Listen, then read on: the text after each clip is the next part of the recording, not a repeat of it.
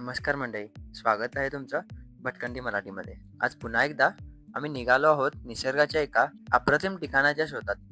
पण प्रत्येक भटकंतीची सुरुवात होते ती छोट्याशा तयारीपासून. आधी शूज घातले, आपल्या साथीदार बाईकला थोडंसं स्वच्छ केलं आणि टाकी फुल करून प्रवासाला सुरुवात केली. आजचा रस्ता होता जांभोटी घाटातून आणि खरं सांगायचं तर हा रस्ता म्हणजे प्रवासाचं खरं सौंदर्य. दोन्ही बाजूला दाट जंगल, मध्येच धुक्याची चादर, थंडगार वारा आणि पावसाची सरी. अशा वातावरणात बाईक चालवण्याची मजाच काही वेगळीच असते. धबधब्याकडे जायच्या आधी आम्ही एका अतिशय पवित्र ठिकाणी थांबलो. हे आहे मलप्रभा नदीचं उगमस्थानाचं मंदिर. इथूनच मलप्रभा नदी प्रवास सुरू होतो. मंदिरात काही क्षण शांत बसलो, दर्शन घेतलं आणि पुढच्या प्रवासासाठी आशीर्वाद घेतला. त्यानंतर आम्ही धबधब्याच्या ट्रेकच्या सुरुवातीच्या ठिकाणी पोहोचलो. बाईक पार्क केली आणि खरी भटकंती सुरू झाली. चिखलाची वाट, आजूबाजूला हिरवगार निसर्ग, पाण्याचा दूरवरून येणारा आवाज. प्रत्येक पाऊल धबधब्याकडे घेऊन जात. थोडं पुढे गेल्यावर पहिल्यांदाच धबधबा दूरवर दिसला आणि त्या क्षणी सगळा थकवा कुठल्या कुठे निघून गेला. वरून दिसणारे ते दृश्य इतकं सुंदर होतं की काही क्षण फक्त उभे राहून ते डोळ्यात साठवावंसं वाटलं.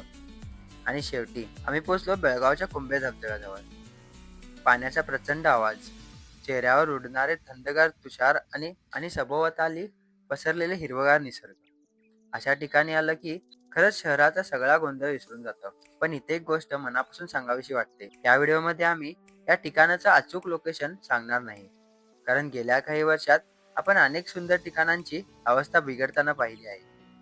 काही लोक इथे फक्त दारू पिण्यासाठी येतात, सिगरेट ओढतात, प्लॅस्टिकच्या बाटल्या, चिप्सचे पाकिटं आणि इतर कचरा तसाच टाकून निघून जातात. निसर्ग आपल्याला इतकं काही देतो, पण आपण त्यालाच घाण करत असू तरी खूप दुःखाची गोष्ट आहे. म्हणूनच एक विनंती, जर कधी अशा ठिकाणी आलात तर दारू पिण्यासाठी किंवा धूम्रपान करण्यासाठी येऊ नका. तुमच्यासोबत जे काही आणाल ते परत घेऊन जा.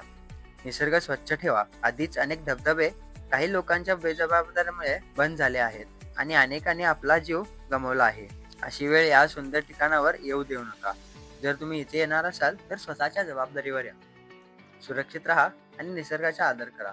आजची ही भटकंती तुम्हाला आवडली असेल अशी आशा आहे. व्हिडिओ आवडला असेल तर लाईक करा, आपल्या मित्रांसोबत शेअर करा आणि भटकंती मराठी चॅनलला नक्की सबस्क्राईब करा.